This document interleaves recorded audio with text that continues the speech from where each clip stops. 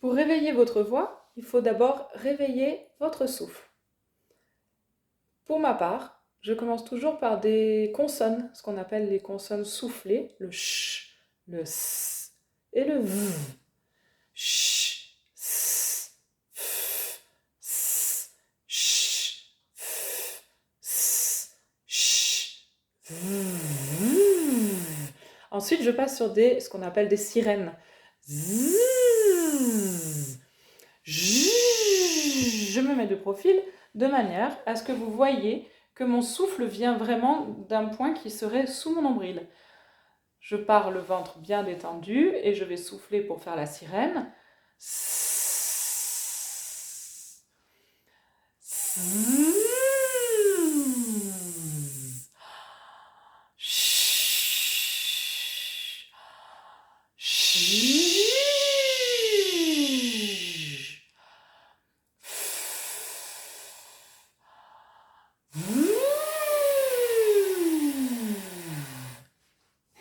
Voilà, les 3 familles de consonnes que j'utilise pour celle-ci sont donc les consonnes soufflées, comme je l'ai dit, et à chaque fois, elles ont une sœur jumelle, on va dire.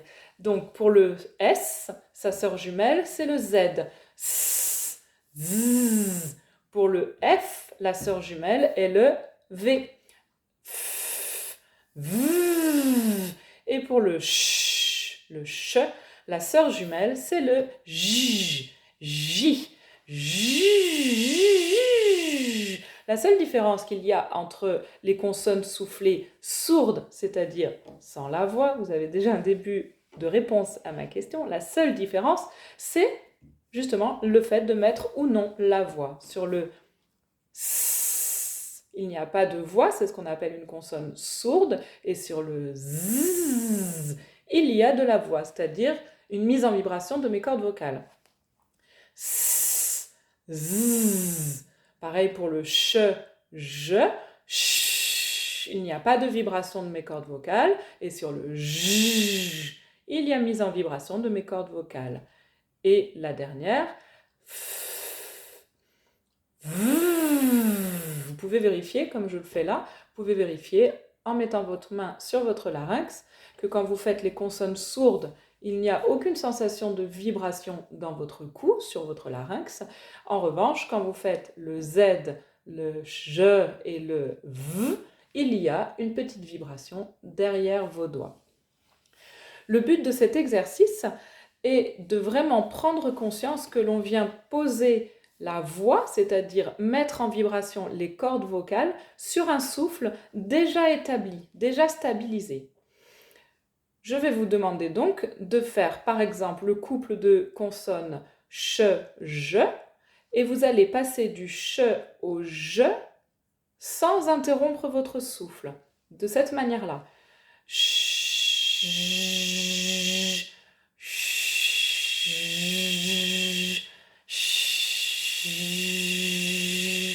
Si vous entendez bien, dans l'exercice que je viens de vous montrer, le bruit du souffle sur mon ch reste stable et continu et homogène, même quand je mets en vibration mes cordes vocales, c'est-à-dire même quand je passe sur le j.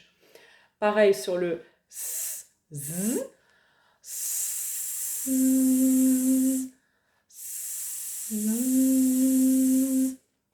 s.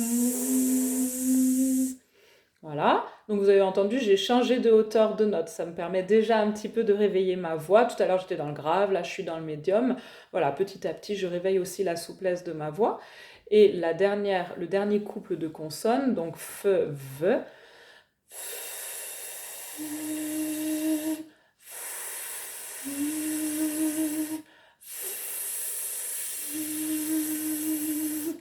vous devez vraiment vous assurer que quand vous passez d'une consonne à l'autre, vous ne bougez absolument pas la configuration de votre bouche pour la consonne sourde.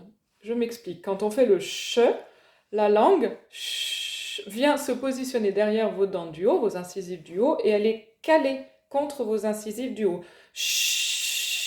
Quand vous passez du ch au je, votre langue ne doit pas bouger. Vous restez vraiment dans la même position. C'est exactement la même consonne que le ch, sauf que plus bas, au niveau du larynx, il y a une mise en vibration de vos cordes vocales.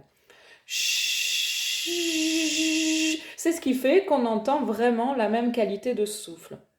De même, si je fais le v, là, il n'est pas question de langue, il est question de votre lèvre inférieure qui est coincée en quelque sorte sur vos dents du haut.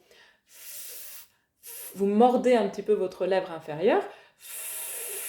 Et quand on fait venir la voix, vous ne devez absolument pas lâcher la pression de votre souffle ou la pression de votre, j'ai envie de dire de votre morsure, mais évidemment c'est pas une morsure, mais vous venez un petit peu accrocher votre lèvre inférieure avec vos dents. Quand le v arrive, vous ne changez rien à la position de vos lèvres et de vos dents, il y a juste la mise en vibration des cordes vocales.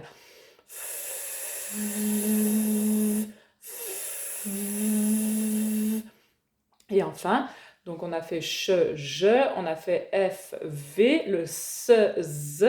Donc le ch, pour le ch, la langue, donc si ça ce sont mes incisives du haut, ma langue venait se mettre comme ceci, un peu incurvée, vous voyez, la pointe de ma langue est derrière mes dents du haut, et la langue est un peu incurvée. En revanche, pour le S, la langue n'est pas incurvée. Elle est un petit peu plus arrondie. Mais la pointe de la langue vient toujours se caler derrière les incisives du haut, ou, ça dépend des gens, certaines personnes aiment faire le S avec la pointe de la langue derrière les incisives du bas.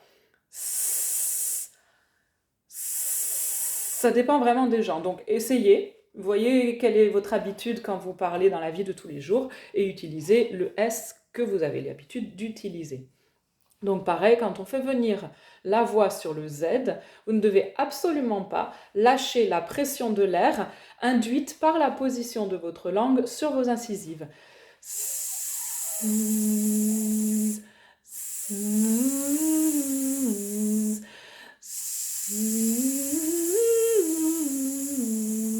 Et vous pouvez faire des petites vocalises que vous inventez ou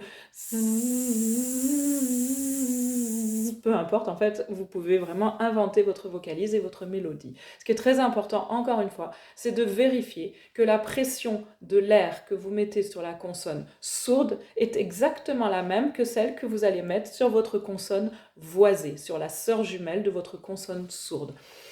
Et pour vérifier que votre pression est exactement la même, donc vous pouvez entendre le bruit du vent,